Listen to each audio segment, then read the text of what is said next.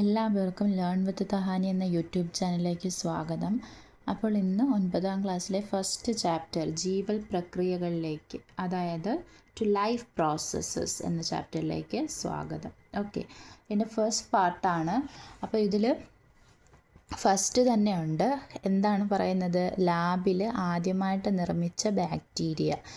ലാബിൽ, അതായത് കൃത്രിമമായിട്ട് ആർട്ടിഫിഷ്യലായിട്ട് നിർമ്മിച്ചത് ഈക്കോളി ബാക്ടീരിയയാണ്. E coli bacteria. ഓക്കെ, ഇനി നമുക്ക് പഠിക്കേണ്ട പ്രധാനപ്പെട്ട എക്സാമിന് ചോദിക്കുന്ന ഒരു പോർഷനാണിത്, ബയോമോളിക്യൂളുകൾ എന്ന പോർഷൻ. ഓക്കെ, അപ്പോൾ എന്താണ് ബയോമോളിക്യൂളുകൾ എന്ന് നോക്കാം. Carbohydrate, protein, lipid, nucleic acid എന്നിവ ജീവൻ്റെ അടിസ്ഥാന നിർമ്മാണ ഘടകങ്ങളാണ്. ഇവ ബയോമോളിക്യൂളുകൾ എന്നറിയപ്പെടുന്നത്. അപ്പോൾ ബയോമോളിക്യൂൾസ് എന്ന് പറഞ്ഞു കഴിഞ്ഞാൽ ജീവൻ്റെ, നമ്മുടെ ലൈഫിൻ്റെ അടിസ്ഥാന ഘടകങ്ങളായ, അടിസ്ഥാന നിർമ്മാണ ഘടകങ്ങളായ carbohydrate, protein, lipid, nucleic acid എന്നിവയാണ് ബയോമോളിക്യൂൾസ് എന്ന് പറയുന്നത്. അപ്പോൾ carbohydrate, protein, lipid, nucleic acid are the basic building unit of life എന്ന് പറയാം അല്ലേ. These are called biomolecules. അപ്പോൾ മെയിനായിട്ട് 4 ടൈപ്പ് ഉണ്ട്: carbohydrate, lipid, protein, nucleic acid അല്ലേ.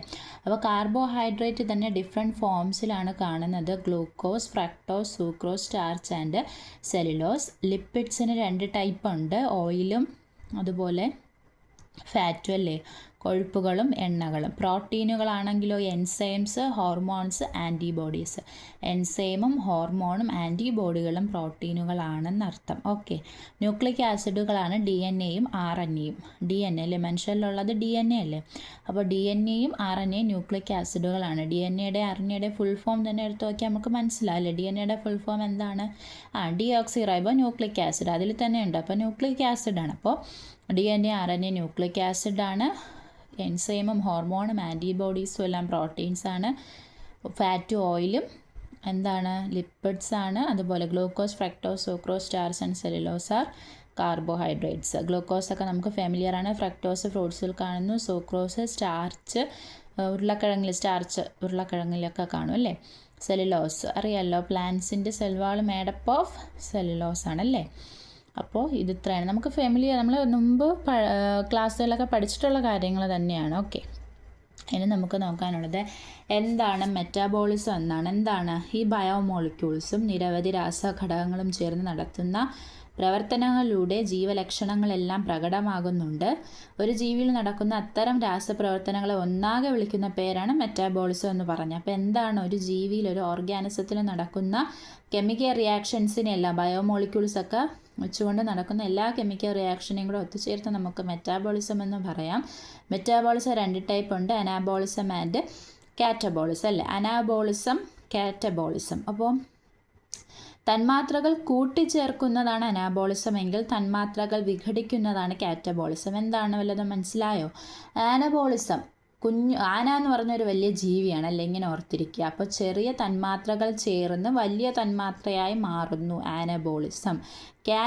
കാറ്റ് പൂച്ച എന്ന് പറഞ്ഞാൽ ചെറുതാണ് അല്ലേ. അപ്പോൾ വലുത് എന്തായി മാറുന്നു? ബ്രേക്ക് ഡൗൺ ചെയ്ത് ചെറുതാകുന്നു. തന്മാത്രകളെ വിഘടിപ്പിക്കുക, ബ്രേക്ക് ഡൗൺ ചെയ്യുന്നത് കാറ്റബോളിസവും തന്മാത്രകൾ കൂടിച്ചേരുന്നത്, കമ്പൈൻ ചെയ്യുന്നത് ആനബോളിസവും ആണ്. ഇതും എക്സാമിന് ചോദിക്കാം. ഓക്കെ ആണോ?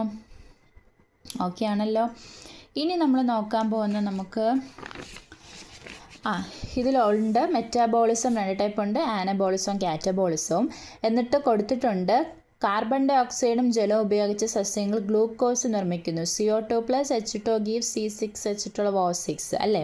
ഇത് ഫോട്ടോസിന്തസിസിൻ്റെ ഒരു പ്രകാശ സംശ്ലേഷണത്തിൻ്റെ ഇക്വേഷനാണ്. അതായത് ചെറുത് 2 കൂടിച്ചേർന്ന് വലിയൊരു മോളിക്യൂൾ ആകുന്നു. This is the example of anabolism. ഇനി പ്രോട്ടീൻ വിഘടനം അഥവാ പ്രോട്ടീൻ ബ്രേക്ക് ഡൗൺ ചെയ്ത് അമിനോ ആസിഡ്സ് ആയിട്ടാണ് മാറുന്നത്. അതായത് അമിനോ ആസിഡുകൾ കൂടിച്ചേർന്ന് പ്രോട്ടീൻ ആകുന്നു.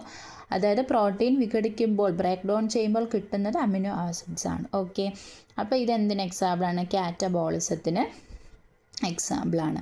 അപ്പോൾ ഇത്രയാണ് നമ്മളിന്ന് നോക്കിയിട്ടുള്ളത്.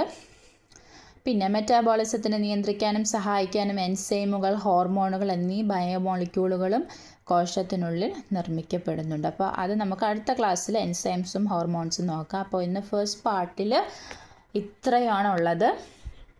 അപ്പോൾ എന്തൊക്കെ പറഞ്ഞു? ഫസ്റ്റ് ആർട്ടിഫിഷ്യലായിട്ട് നിർമ്മിച്ചത് ഈക്കോളി ബാക്ടീരിയ എന്ന് പറഞ്ഞു. പിന്നെ എന്താണ് ബയോമോളിക്യൂൾസ്? 4 ടൈപ്പ് ഉണ്ട് ബയോമോളിക്യൂൾസ് എന്ന് പറയുന്നത്. അതിൽ തന്നെ ഓരോന്നിനും ഡിഫറെൻറ്റ് ടൈപ്സ് ഉണ്ട്. പിന്നെ എന്താണ് മെറ്റാബോളിസം? 2 ടൈപ്സ് ഉണ്ട്, കാറ്റബോളിസവും ആനബോളിസവും. പിന്നെ അതിന് രണ്ടിൻ്റെയും എന്താണ് എക്സാമ്പിൾസ്, അതെന്താണെന്നുള്ള കാര്യം. ഓക്കെ, ഇത് മനസ്സിലായെന്ന് വിചാരിക്കുന്നു. ഓക്കെ, അപ്പോൾ ഇന്നത്തെ വീഡിയോ ഇത്രയേ ഉള്ളൂ. അടുത്ത സെക്കൻഡ് പാർട്ടുമായിട്ട് ഞാൻ വീണ്ടും വരും. വീഡിയോ ഇഷ്ടമായെങ്കിൽ തീർച്ചയായിട്ടും ലൈക്ക് ചെയ്യണം, കമൻറ്റ് ചെയ്യണം, ഫ്രണ്ട്സിനും കൂടെ ഒന്ന് ഷെയർ ചെയ്ത് കൊടുക്കുക. ചാനൽ ഇതുവരെയും സബ്സ്ക്രൈബ് ചെയ്തിട്ടില്ലാത്തവർ സബ്സ്ക്രൈബ് ചെയ്യുക. Okay, thank